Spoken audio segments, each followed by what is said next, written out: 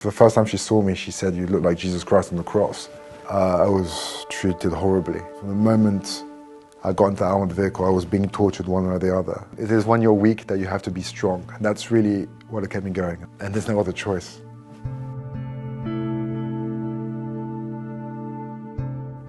Noureddin Bongo is the son of the former president of Gabon, who was captured, imprisoned and tortured during a coup to depose his father. The people here have arrested me and my family.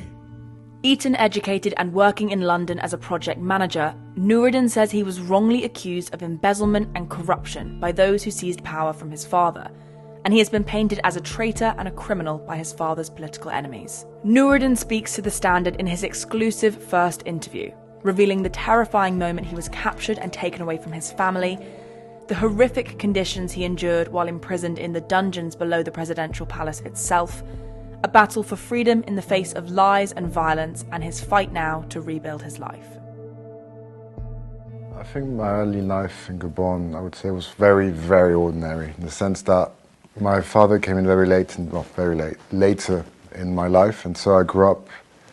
My mother was basically a single mother, very standard school, go back home, play with my toys. She worked a lot, so I got to see her only really at evenings.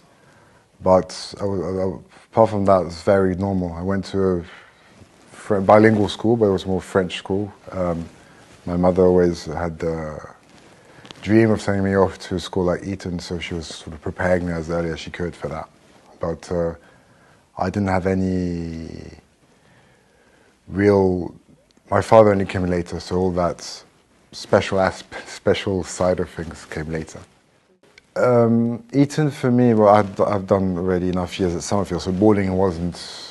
I was very used to boarding already. But I think Eton is just the way they describe it when you go from Summerfield to Eton is you go from a small pond to a kind of sea. There's so many more people, but it's more.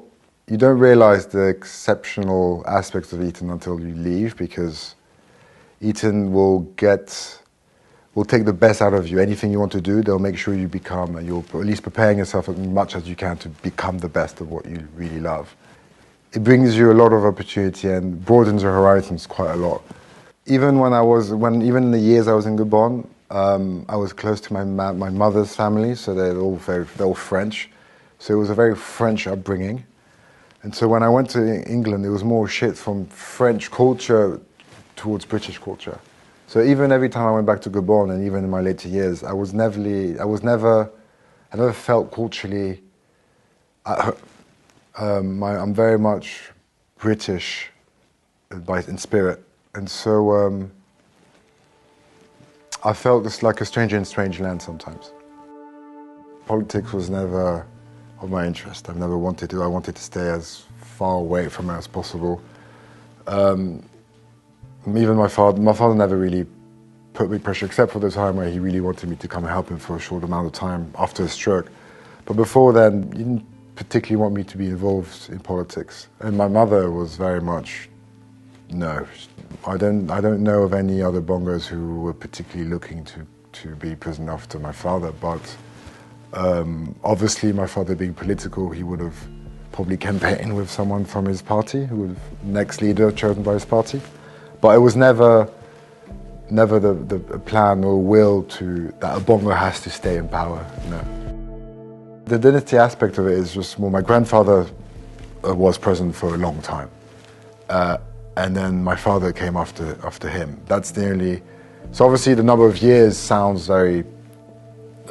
long and like a dynasty, but no, it's just, my father did politics, loved politics, and his party chose him as a candidate, and he won. It's just as straightforward as that.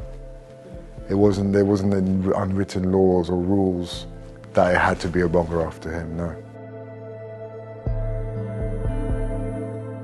So when the military came, I didn't realize straight away there was a coup.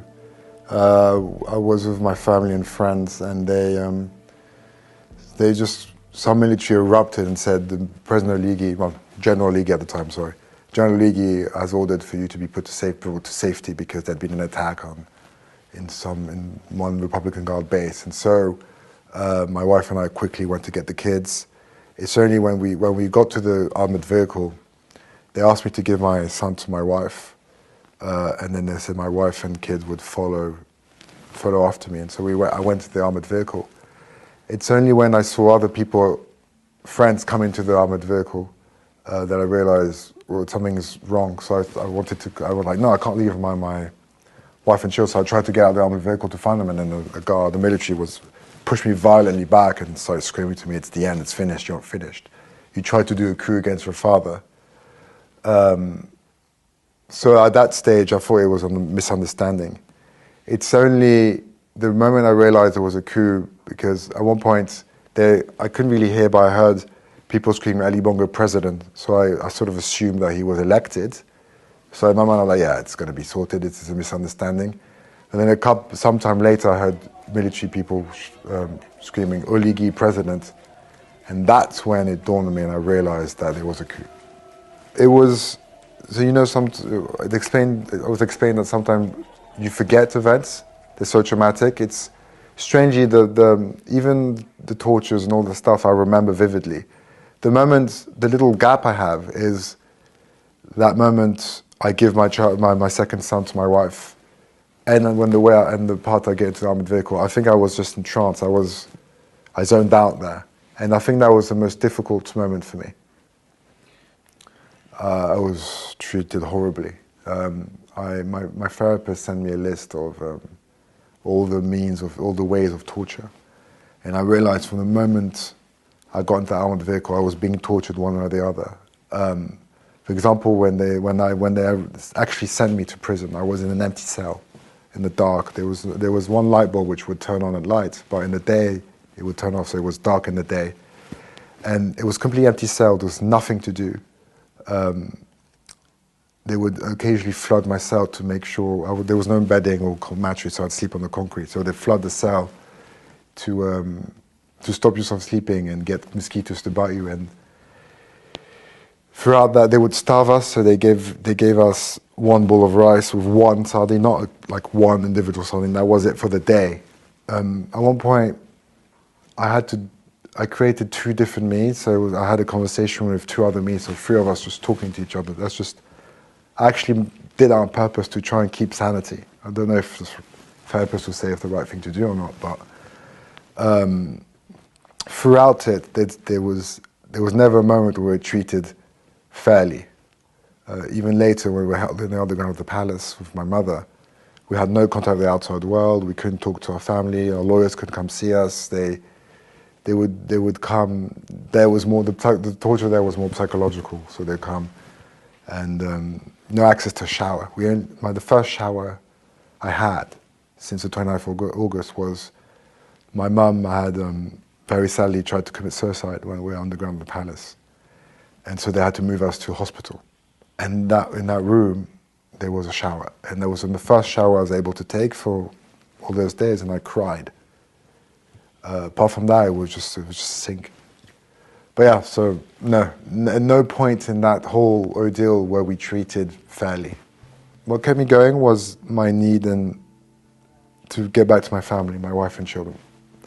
That was my only one objective. I would do exercise every day. I would walk around my cell every day, even in the underground of the palace. I would do push-ups. I would keep as healthy as I could be, just to make sure I would get back to them. And strangely enough, I didn't even get sick once, not even cold once. I knew I had to keep going until that moment. It always hurts when people have a wrong image of you, and there was so much propaganda done to destroy our reputation in that sense.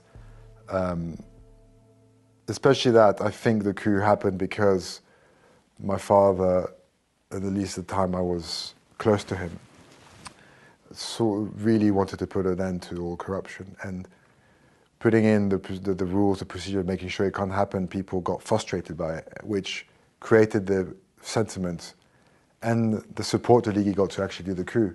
If people actually spend time and look at who Oligi surrounded himself with, one can quickly understand that his aim is not to end corruption, it's just to actually get it going again.